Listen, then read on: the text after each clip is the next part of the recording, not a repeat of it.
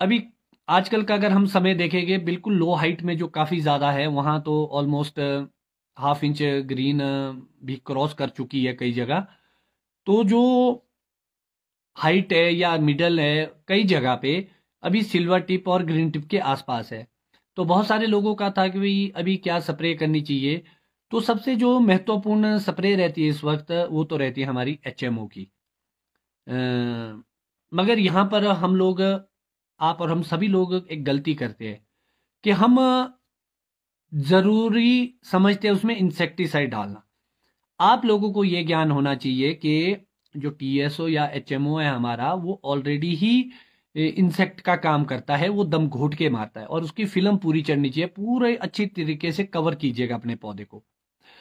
और बहुत सारे लोगों के ये भी आएगा कि टीएसओ डाले एचएमओ, तो टीएसओ का जमाना टाइम चला गया, सॉरी। वो विंटर ऑयल था, अब समर ऑयल ही पड़ेगा हमारे।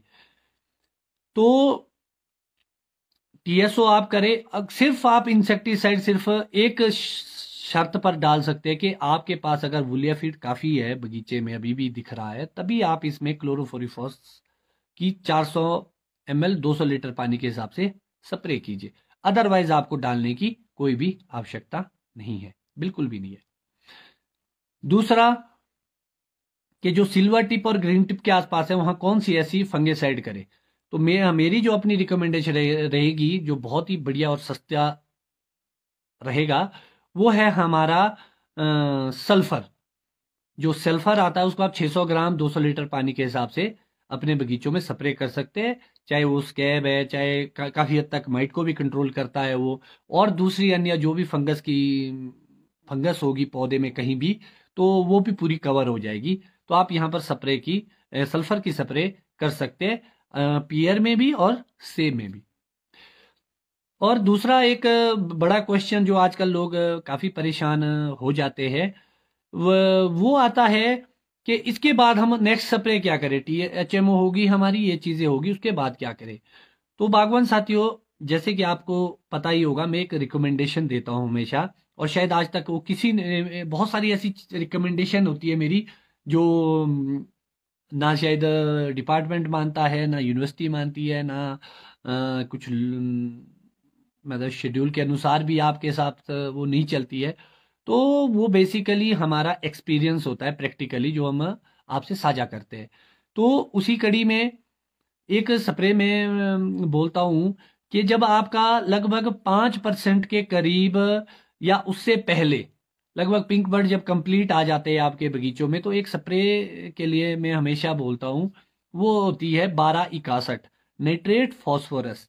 वो बूस्ट करने के लिए होती है, एनर्जी देने के लिए होती है। अगर वीक फ्लावर आ रहा है आपका, तो उसको बूस्ट करती है। और कोई ज्यादा महंगा नहीं है, लगभग 150 के आसपास, पहले तो काफी सस्ता आता था, 80 से 100 रुपए का किलो। आजकल महंगाई के साथ बढ़ गया है, तो 150 के आसपास वो आपको कॉस्टिंग करता है। 1 किलो 200 लीटर पानी में आप उसकी स्प्रे करते हैं, और मिस्ट की तरह स्प्रे करनी है, भिगोना नहीं है पौधा अपना।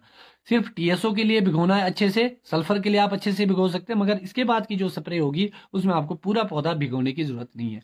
1261 की आपकी ये स्प्रे, आप इसको बहुत ही जरूरी समझे, और ये बहुत जबरदस्त फायदे देता है। आपकी जो डंडी का साइज, फ्लावर का साइज, वो काफी अच्छा इंक्रीज होता है। अब इसके बाद आती है आपकी जो स्टेज आएगी, वो आएगी आपकी, कुछ लोग पिंक बर्ड बोलते हैं, कुछ उसको फ्लावर टाइम में बोलते हैं। तो जो पिंक बर्ड स्टेज है, एक्चुअल में वो पिंक बर्ड है कौन सी स्टेज है। हमारे लोग क्या करते हैं कि अगर कहीं पिंक बर्ड दिखना शुरू होता तो वहां स्प्रे कर लेते हैं। ऐसा कभी ना करें आप बागवान साथियों, क्योंकि वो उपयुक्त समय नहीं है। अगर आपका लोअर पार्ट में पिंक बर्ड आ गया है, टॉप में अभी भी वो बिल्कुल बंदी होता है, तो उसका असर नहीं होता है। तो जब उसका असर नहीं होता है, तो आपको टाइम कौन सा पकड़ना है, जब आपके बगीचों में 5 से लेकर 10% के बीच का फ्लावर आए। तो जो लोग अफोर्ड नहीं कर सकते हैं पीजीआर को, तो आपके पास क्या ऑप्शन रहेंगे। तो आपके पास एक ऑप्शन रहेगा पिंक बर्ड की स्टेज का, जिंक 100 ग्राम चेलेटिड, बोरॉन आपका 200 से 250 ग्राम 200 लीटर पानी में। और कुछ लोगों को कॉर रॉट की प्रॉब्लम रहती है, जब आपका बीज अंदर से सड़ना शुरू हो जाता है, वो प्रॉब्लम बहुत ज्यादा ज्यादा देखी जाती है। वो ज्यादातर तब आती है अगर आपके फ्लावर और पिंक बर्ड के आसपास अगर मॉइस्चर रहे, बारिश आए, तो ज्यादा वो प्रॉब्लम आती है। कोई लोग तो बहुत ही ग्रसित रहते हैं इस चीज से। तो आपको उसमें आप स्कोर डाल सकते हैं, बेबिस्टीन डाल सकते हैं, उसी के साथ जिंक और बोरोन के साथ। और अगर आपको आप 12 61 की स्प्रे कर चुके हैं तो आपको वहां पर कुछ और एडिशन करने की जरूरत नहीं। कई लोग यूरिया भी डालते हैं, तो आपको वहां डालने की जरूरत नहीं, क्योंकि आपने नाइट्रोजन और फास्फोरस पहले ही दे चुके हैं आप।